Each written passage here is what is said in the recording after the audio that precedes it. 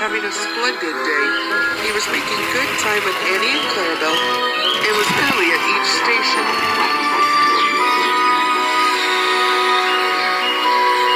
Just like clockwork, Thomas's driver would say. This made Thomas feel very pleased with himself. But he knew that he would not run nearly so well if not for his driver, who Thomas had worked with for years and loved very much. After the day's work was over, Thomas and his driver liked to stop near an old oak tree near the windmill. It was a peaceful spot. Each night, as his driver sat on the fence looking out over the pasture, Thomas could see that his driver was getting old. He wasn't as young or spry as he used to be many years ago. Soon he would have to retire, which made Thomas feel very sad.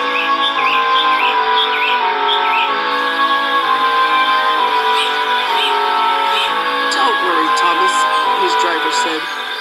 We will always be good friends, no matter what happens.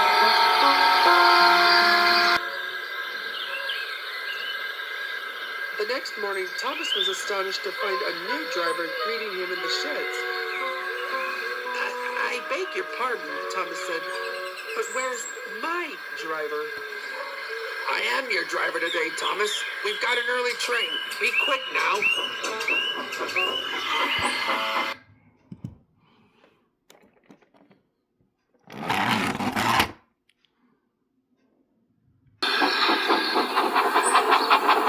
Thomas's journey didn't go nearly as smoothly as it had yesterday. The new driver didn't have the same finesse with the regulator as Thomas's driver had. But Thomas was far less worried about the ease of the journey. He was concerned for his driver. Has he retired after all? Without saying goodbye? Thomas thought to himself sadly.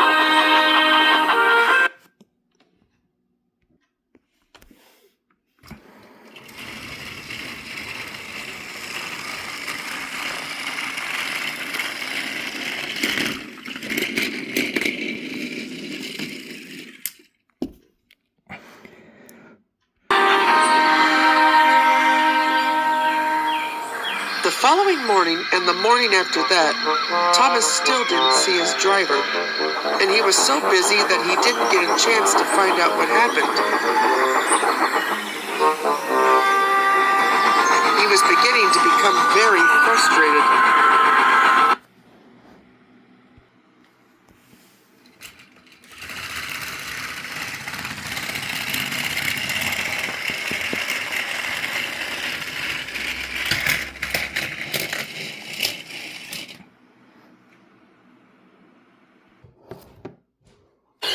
Finally, one afternoon, the new driver tried to move Thomas across the yard to begin shunting, but Thomas wouldn't budge.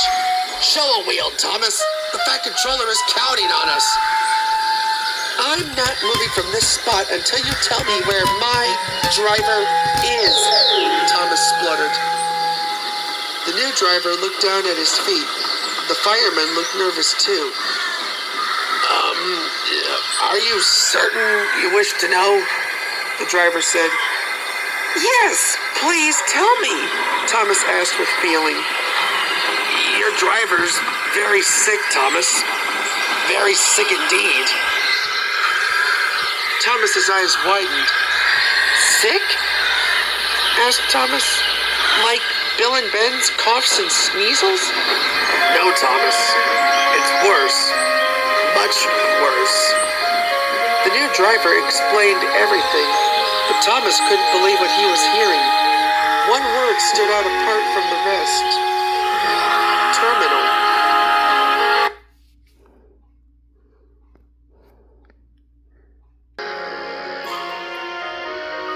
Later that evening, Thomas returned to his shed feeling depressed.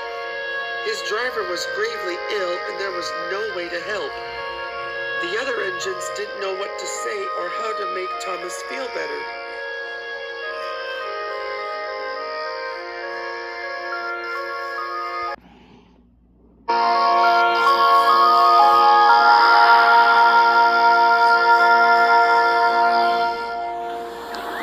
The rest of the week, Thomas was too distracted to attend to his work. He shunted the wrong trucks. Thomas, those are not my cars. Thomas, those are not my cars. I'm supposed to be at the postcards from the horse's farm. Oops, I'm sorry, Poco! And stepped beyond the platform.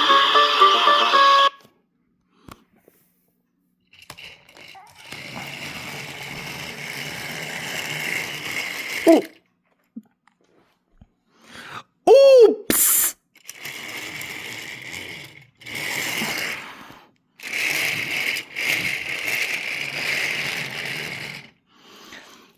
Thomas, what are you doing?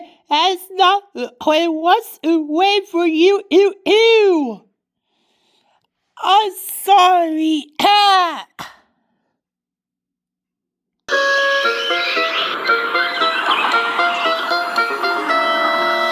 while at the big station, Thomas's new driver was called into the Fat Controller's office.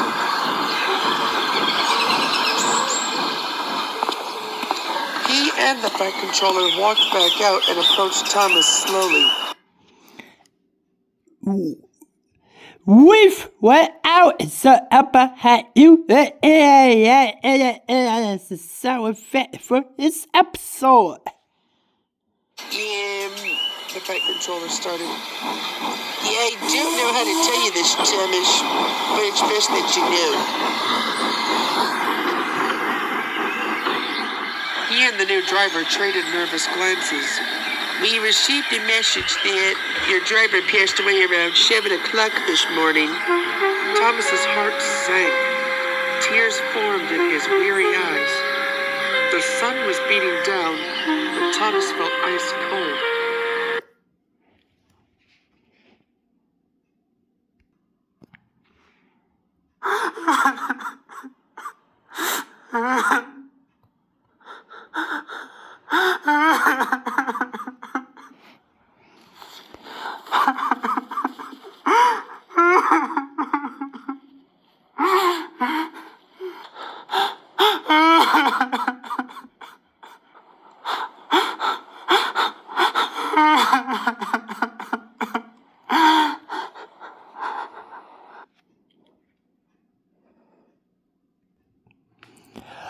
Poor Thomas. I feel so sorry for his loss of his driver. Then, he remembered what his driver had said about being friends no matter what. And amidst his tears, he had a thought. Sir, said Thomas meekly, I want to honor my driver in some way, but I don't know what that might be. The Fat Controller smiled. He thought you might ask that. What do you mean? Your driver had a very specific list of requests for his funeral. He wanted you to pull a special train to carry him to his final resting place. And where might that be? A place you know very well. The old oak tree, Thomas said, smiling.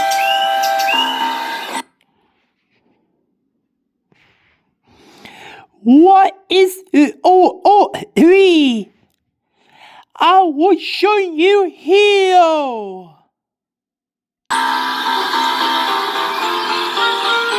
It was only fitting for Thomas's special coaches, Annie and Clarabelle, to be used for the special train. Some of the seats were removed to make way for the casket. At here, what will come in? So he followed Thomas, his coaches, his brother, and family to the old tree when Thomas was able to say goodbye.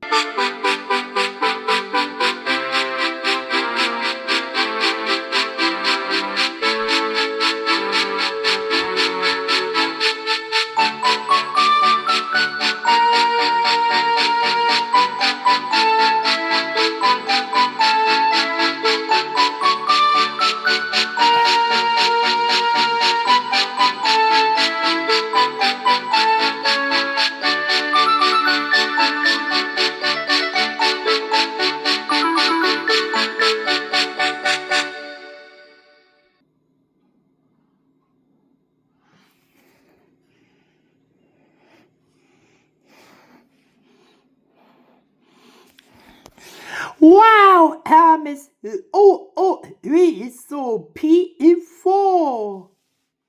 It sure is here.